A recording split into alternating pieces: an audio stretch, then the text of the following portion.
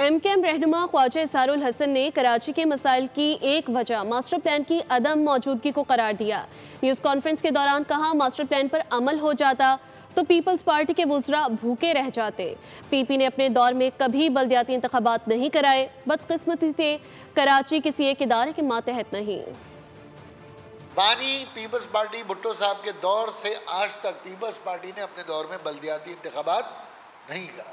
Karachi master plan अगर नाफिज हो जाता तो ये कराची में मौजूद system, water mafia, building mafia, कचरा माफिया, ये सब लैंड माफिया, ये सब का कारोबार यहाँ ठप हो जाता। 1968 में वर्ल्ड बैंक ने कराची को ये प्रपोजल दिया था कि आप अपना मास्टर प्लान बनाएं। कराची मास्टर प्लान बहुत ज़रूरी था और बन गया था। करोड़ों रुपए खर्च होकर बन चुका था। लेकिन अगर बन जाता और कानून बन जाता तो ये सिस्टम भूखा रह जाता।